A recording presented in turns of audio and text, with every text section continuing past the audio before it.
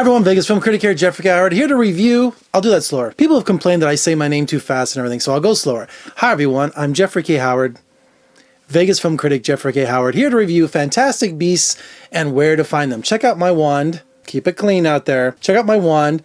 I got this at the Harry Potter opening at Universal Studios Hollywood. They have this massive store. Have you been to Harry Potter, the Wizarding World of Harry Potter? It is so amazing. It really is. I know they have one in Florida, but you know, I'm a West Coast boy. So I went to the opening of that. It was so much fun. And they have a giant shop of all the different wands. And I think this is the one that's interactive. So they have all these cool things you can do around. Where's my box?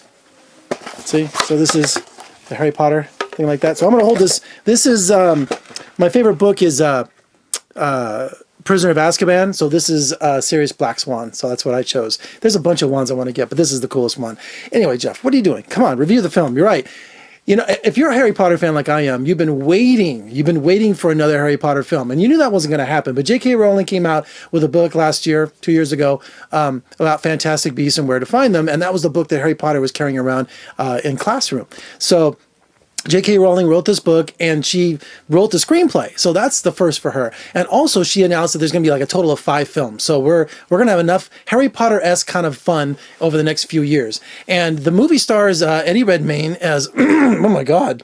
All right, there, I fixed it. Sorry, my voice went there. Eddie Redmayne plays Newt Scamander, who's this wizard who arrives in New York, and he's got this suitcase full of exotic beasts, and a few of them escape. And of course, you know, the magical world and the human world are always clashing. So there's all kinds of tension going on right now because these things are escaping and people are afraid. This movie is such an allegory to, like, you know, the Red Scare, you know, communism or fascism, and she just really does this great layering of the story that, you know, it could just put anything in there. You know, she just puts humans and evil against wizards and evil wizards and all of that. So she's really skillful at creating these allegories of fascism or communism or whatever you want to put in there. You know, it's very timely. So these beasts escape, and he's got to go around New York City trying to find them. And Dan Fogler, I love this guy. Did you ever see Balls of Fury? He is such a great actor. He plays Jacob, this New Yorker, bigger than life, who wants to open a bakery. He's the comic relief. He gets to go in this magical world, gets to go inside the suitcase, gets to do all these crazy things. But he also becomes a believer. He's a muggle, as they call in London, but this movie is set in New York. So they call New Yorkers, they call Americans no-maj. Non-maj. No-maj? Non-magic, they're non-magical, okay?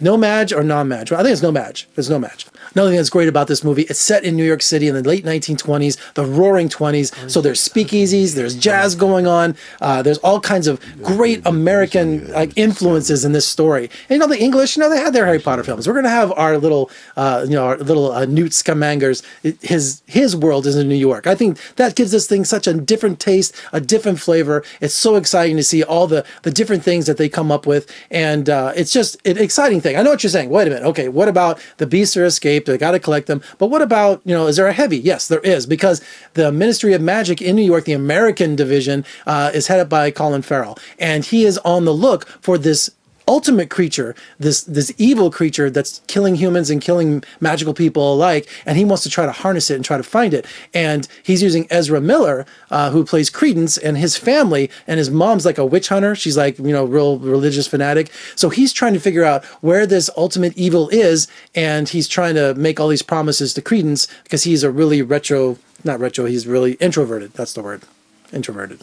Now, the movie is directed by David Yates, who did the last 4 Harry Potter films, so it's got that real Harry Potter influence. It's got that familiar feeling you have, this magical world. I'm telling you, this movie is so much fun. It's so much, not only is it fun, but it's also kind of scary. You know, so you have little kids, you got to be careful because these creatures are pretty imposing, and especially the final battle scenes, they don't let up on the action. So you've got a balance of great storytelling, you got action, you got an American setting, you got the great Eddie Redmayne, who just looks like a magical Willy Wonka. He's all disheveled and carrying around his suitcase and everything.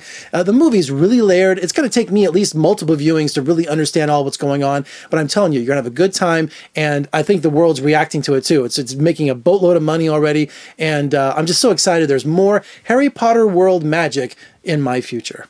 There's so much to talk about this movie. I could do 30 minutes on this review, but you know what? I'm not going to bore you. Get out there and see it. It's a lot of fun. You're going to love it. Look at that. My Sirius Black. What? Oh, okay. For more reviews and interviews, surf on over to my website at vegasfilmcritic.com. Also, make sure you follow me on social media, Facebook, Twitter. I'd love to hear from you. I'm Jeffrey Goward from Las Vegas, Nevada, the Vegas Film Critic. I'll see you next time.